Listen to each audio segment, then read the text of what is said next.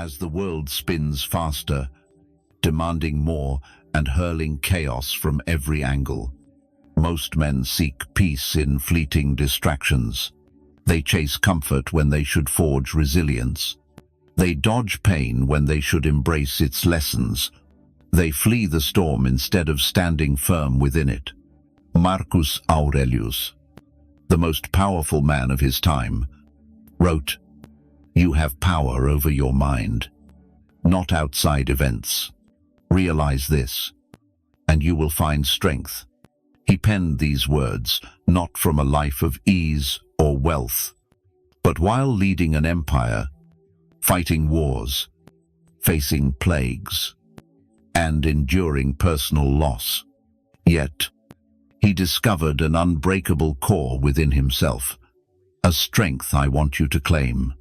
In this video, I'll share 8 time-tested Stoic principles, not empty promises or quick fixes, but battle-hardened tools to help you stop crumbling under pressure and start thriving because of it.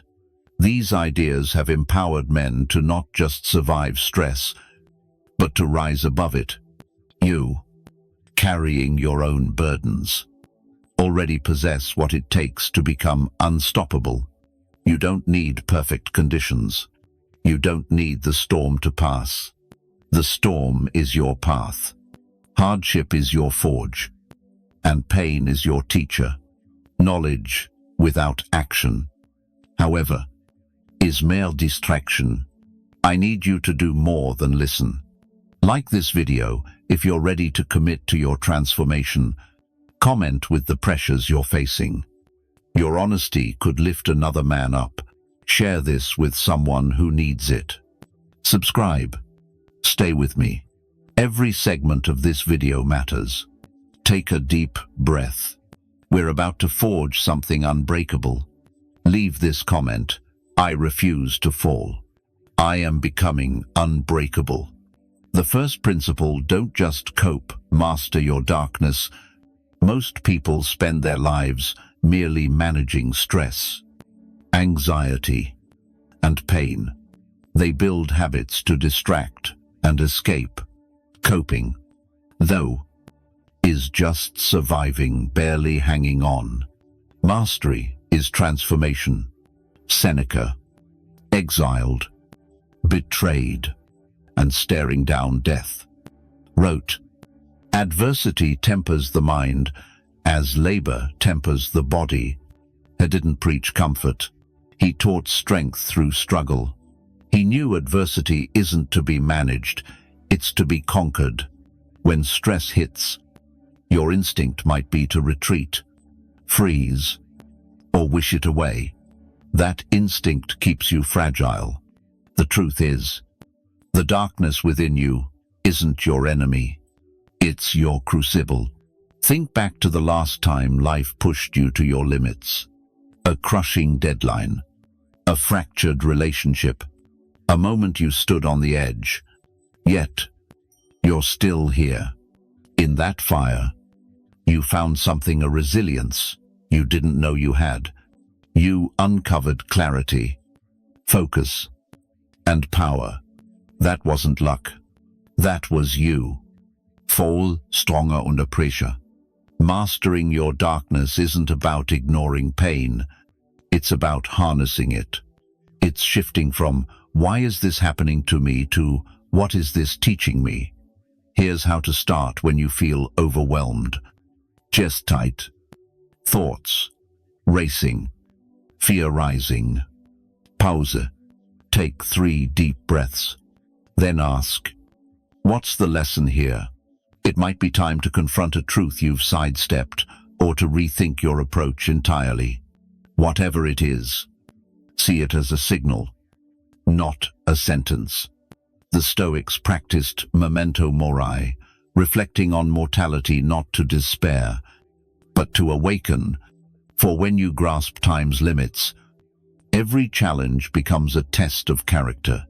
Master the storm, face the darkness, and let it forge you into something unbreakable.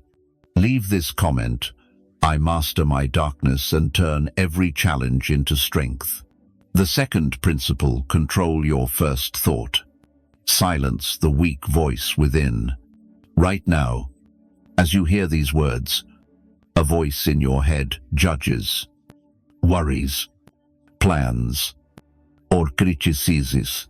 Most men mistake that voice for their true self, believing every fleeting thought it whispers. That's a dangerous trap. Marcus Aurelius wrestled with this too, writing in his private journals, "Stay rooted in the present, knowing that most suffering stems not from reality, but from the stories we spin about it. That voice in your head isn't your ally. It evolved to spot danger and keep you safe.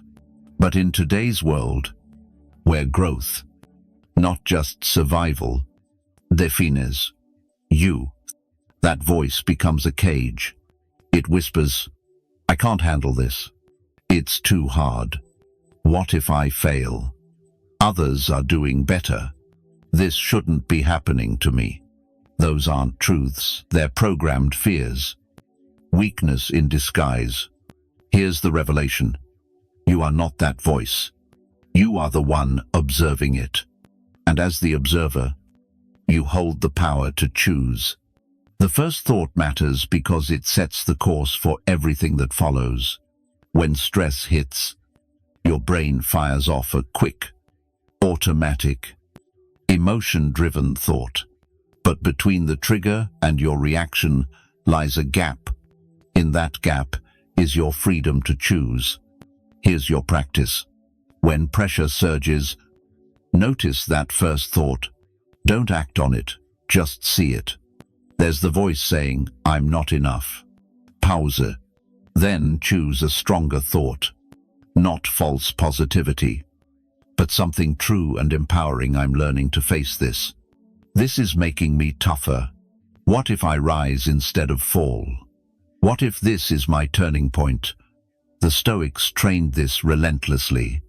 Today, we call it cognitive reframing. They called it mastering the mind, because how you interpret something shapes what it becomes. This isn't about denying pain, it's about refusing to let pain write your story. You are the editor of your thoughts, not their prisoner. That inner voice has run unchecked for too long. It's time to fire it and hire a stronger one. Leave this comment. I control my thoughts and choose strength. The third principle, turn isolation into a weapon, not a cage. When life overwhelms, your instinct might be to seek someone to share with, to find comfort or advice that everything will be okay.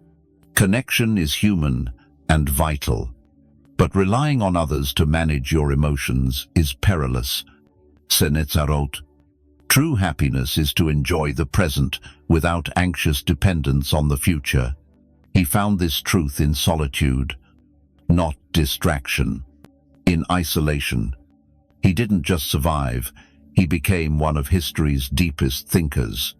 Isolation terrifies most because it strips away distractions, crutches, and excuses. There's no one to blame, no one to lean on. It's raw and daunting. Yet, few realize that solitude is where legends are forged, where you meet the unfiltered, authentic you, unshaken by the absence of applause.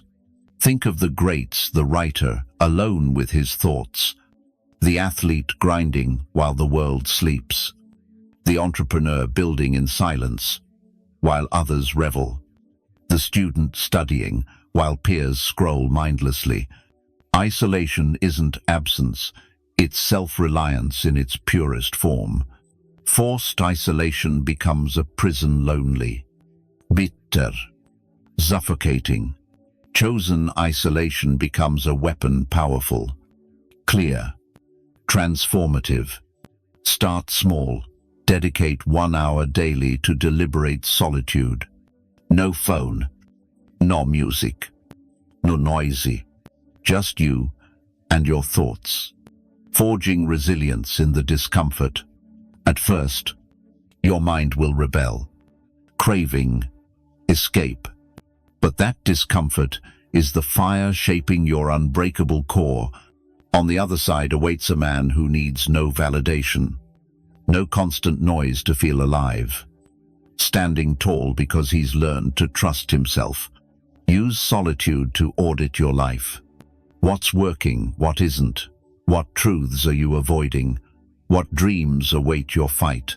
The strongest men don't fear being alone, they crave it. They turn solitude into a sanctuary, a source of unyielding strength. Most men see pressure as the enemy, waiting for calm to grow. They delay dreams until life eases up, saving good habits for when time is plentiful.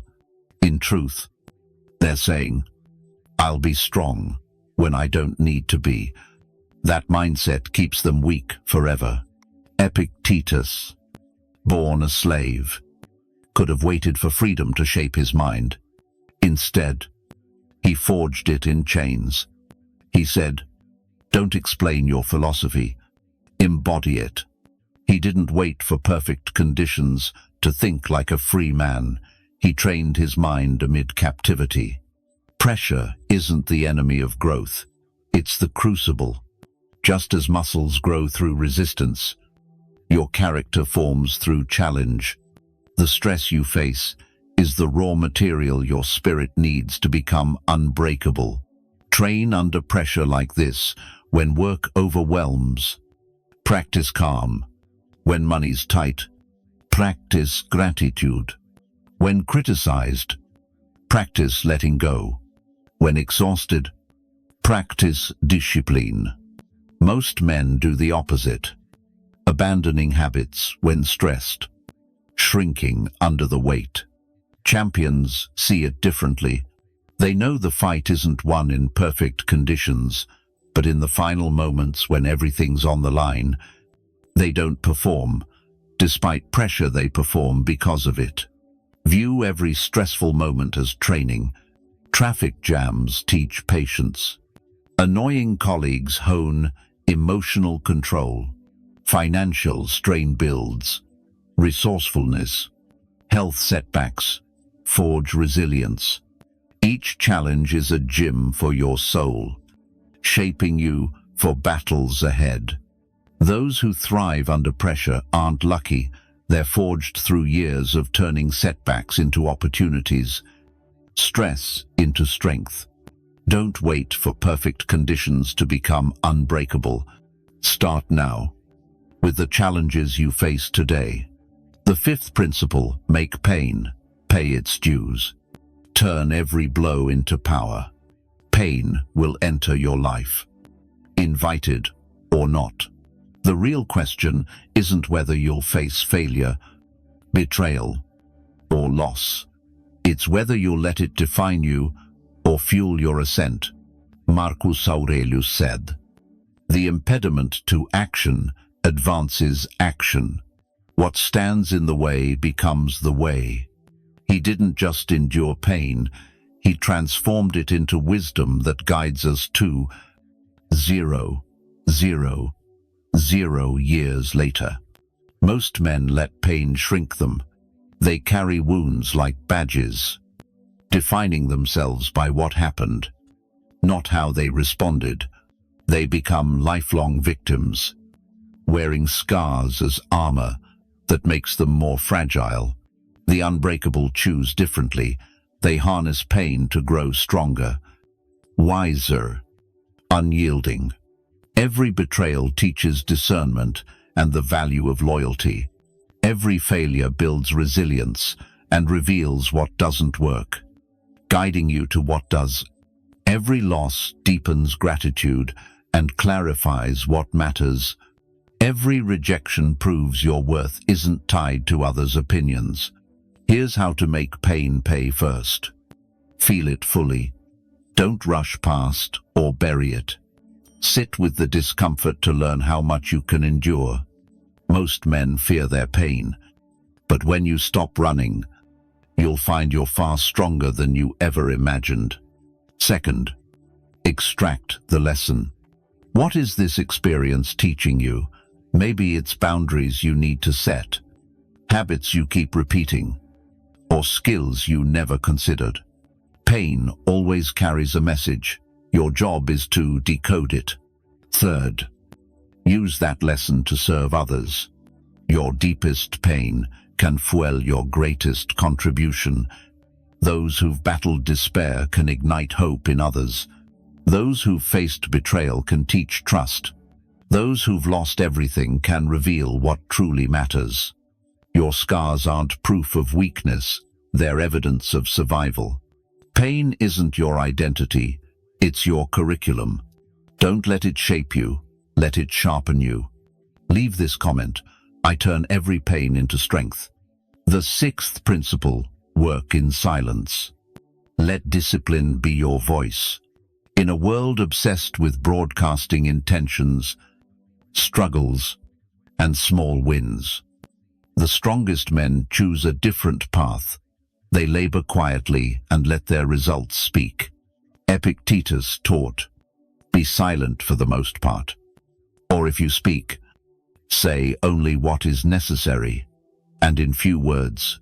He knew true strength doesn't need an audience. Real progress doesn't crave applause. Transformation happens in the quiet moments when no one's watching. Talking about your goals tricks your brain into feeling accomplished. Psychologists call it social reality. You get a dopamine hit from praise for your plans, sapping your drive to act. You become addicted to planning, not doing. Look around. Those loudest about their goals often move slowest toward them. They're too busy curating an image to build real substance. They perform growth instead of living it. Silent discipline is different. It's waking at 5 a.m. to chase your purpose while the world sleeps. It's saying no to distractions because your work matters more. It's choosing the hard path with no witnesses. No cheers. It's building something meaningful while others craft social media facades. This isn't about secrecy, it's about prioritizing dedication over display. Your daily habits, inner work, and character growth need consistency, not spectators. True strength lies in keeping your most vital work private, without performing for others. You focus entirely on the process. Without seeking validation, you make choices based on what works. Silence shields your dreams from negativity. Not everyone wants your success. Some will diminish your progress or sow doubt. Working quietly makes you immune to their interference. Grind without flaunting every step. Build without boasting every milestone. Let your transformation be so profound that people notice without you saying a word. Not because you told them, but because they see it in how you carry yourself. Stop performing growth. Embody it. The world needs fewer talkers and more doers. Leave this comment: my actions speak louder than my words. The seventh principle: become a threat to your former self. Your greatest enemy isn't out there, it's within. Not toxic people or bad luck, but the old you, clinging to excuses, settling for less, choosing ease over growth. Seneca captured this inner battle, writing, "You act like mortals in all that you fear, and like immortals in all that you desire." He wasn't just talking about fear or dreams, he was challenging us. We hesitate, we procrastinate, we live like we have forever to change, letting the old self win day after day. The brutal truth: your old self must die daily.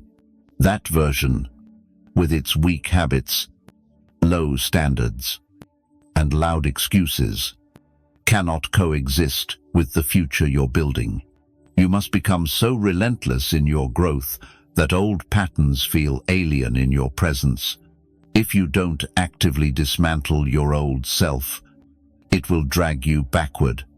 This isn't about self-hatred or rejecting your past. Your old self got you here, taught you lessons, survived trials, but survival isn't enough. You're not here to drift. You're here to become unstoppable. Being a threat to your old self means rejecting mediocrity in every corner of your life. You don't scroll mindlessly for hours. Your time is sacred. You don't complain without acting. Whining only feeds the ego. You don't break promises to yourself. Your word is your bond. The old you says, "I'll start tomorrow." The dangerous you starts now. The old you says, "I don't have time." The dangerous you makes time by cutting what doesn't matter. The old you says, "I'm not that kind of man." The dangerous you proves you are. Stop settling for average in any part of your life. If your health is mediocre, commit to making it exceptional. If your relationships are shallow, deepen them or walk away. If your work lacks meaning, find purpose or forge a new path. Judge yourself by actions, not intentions. The old you gets praise for wanting change. The dangerous you earns respect for making it happen. Be your own harshest critic and fiercest advocate, ruthless in spotting flaws, fearless in fixing them. Stop justifying yourself to those tied to your old image. When old friends question why you skip the parties, don't explain. Show them your results. When family doubts your new standards, don't argue. Prove them wrong with your life.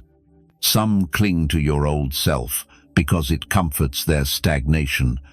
The most dangerous part of becoming a threat to your old self is the permanence. Once you raise your standards, returning to the old, you feels physically unbearable, a clash of who you are versus who you were. The eighth principle, cling to an unbreakable why. When everything crumbles and it will, your reason for fighting keeps you standing. Viktor Frankl, a Holocaust survivor, wrote, "He who has a why to live can bear almost any how." His unbreakable purpose carried him through unimaginable horrors. Most men chase shallow motives: success for glory, health for vanity, discipline for admiration. But when real trials hit exhaustion, slow progress, no audience, those motives collapse. Your unbreakable why must be deeper than fleeting desires. Your why must transcend your comfort, convenience, or fleeting wants. It's about the man you're becoming for those who rely on you, the example you set for those who look up to you, the legacy you build for those who follow. Maybe it's your children, not just providing for them, but showing them what relentless perseverance, constant growth, and handling pressure with grace look like. Maybe it's your parents' sacrifices, honored by your refusal to break. Maybe it's the younger you, desperate for a champion like the man you're forging now. Maybe it's every doubter who said you couldn't. Your unbreakable spirit is their answer. Maybe it's those who believed in you when you didn't, and your transformation proves their faith. Find your unbreakable why by asking, if you had 1 year left, what would you regret? Not becoming, not what you haven't achieved, but the version of yourself you'd be ashamed to leave behind. What growth would you mourn not pursuing? Your why must stir you deeply. It should move you to tears. Ignite your resolve. It must be so vital that giving up feels like betraying your core. Write it down. Make it specific, personal, and powerful enough to rekindle your fire months later. The ancient Stoics knew nothing great is built without a great reason. Your skills may falter. Your drive may wane. Circumstances may test you, but an unbreakable why, rooted in your soul, will carry you through any storm. Don't just want to be unbreakable, need to be, for reasons bigger than yourself. You've got 8 Stoic tools to shift from merely enduring pressure to thriving in it. But knowing isn't enough. Reading isn't enough. Understanding isn't enough. Only action matters. Marcus Aurelius wrote, "Waste no more time arguing what a good man should be. Be one." The same applies to being unbreakable. Don't just ponder it, act on it. Your transformation doesn't start tomorrow or wait for perfect conditions. It starts now, with the pressures you face. Those challenges aren't happening to you, they're happening for you. They're your forge, your classroom, your chance to prove who you are. The man who started this video can be different from the one who finishes it, but only if you choose to make it so. Start with one principle. Master it. Then add another. Build your unbreakable character, choice by choice, challenge by challenge, victory by victory. If these ideas resonate, like this video, share it with someone who needs it. Subscribe. The journey to unbreakable is just beginning. Now prove who you are. Leave this final affirmation in the comments. I am unbreakable, and my journey to strength begins now. S.